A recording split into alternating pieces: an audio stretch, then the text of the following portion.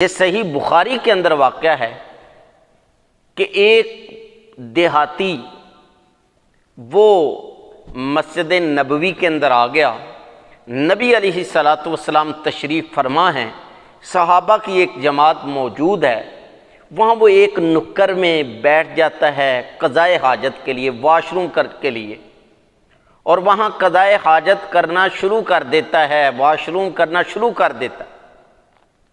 صحابہ جب دیکھتے ہیں تو یہ واقعی محترم سامعین بہت بڑی گستاخی ہے کہ ہماری مساجد اور پھر مسجد نبوی جس کی اتنی فضیلت، اس کے اندر کوئی جو ہے وہ پیشاب پیخانہ کر دے۔ صحابہ اس کی طرف جو ہے وہ جانے لگے کہ اس کو پکڑنے لگے، نبی علیہ الصلاۃ والسلام نے ان کو روک دیا۔ نبی علیہ السلام نے فرمایا دعوہ، اس کو چھوڑ دو۔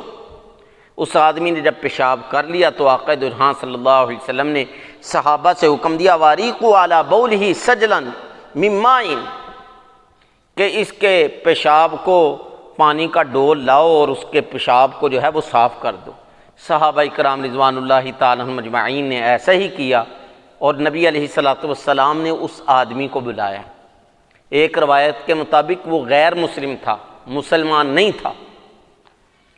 نبی علیہ السلام نے اس کو بڑے پیار سے، بڑی نرم دلی سے ارشاد فرمایا کہ اللہ کے بندے، یہ مسجدیں اللہ تعالیٰ کے گھر ہیں، یہ اس کام کے لیے قضائے حاجت کے لیے نہیں بنی، یہ تو اللہ تعالیٰ کی عبادت کے لیے، اللہ تعالیٰ کے ذکر و اذکار کے لیے بنی۔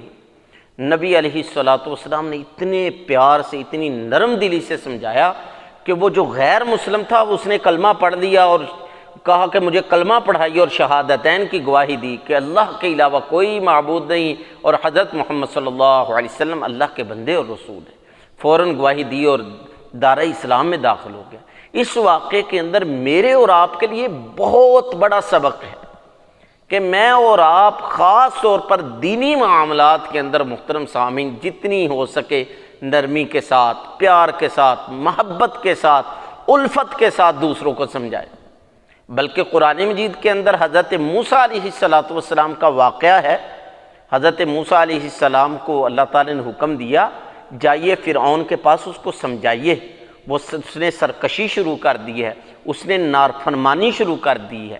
حضرت موسیٰ علیہ السلام نے عرض کیا ہے اللہ جا کر کیسے بات کرنی ہے، کیا بات کروں؟ اللہ تعالیٰ نے فرمایا کہ اے موسیٰ جو بھی بات کرنی ہے نرمی سے کرنی ہے۔ تو محترم سامعین دیکھیے، ہم میں سے کسی کا حضرت موسیٰ علیہ الصلاۃ والسلام سے بڑا رتبہ نہیں ہو سکتا، کیونکہ وہ اللہ تعالیٰ کے نبی تھے۔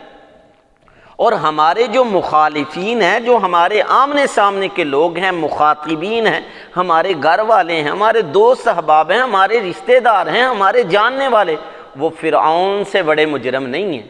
تو جب موسیٰ علیہ السلام کو فرعون کے ساتھ نرم دلی کا حکم دیا گیا ہے، تو پھر محترم سامعین مجھے اور آپ کو بدرجہ اولا یہ حکم ہے کہ ہم دوسروں کے ساتھ، مسلمانوں کے ساتھ نرم دلی کے ساتھ پیش آئیں۔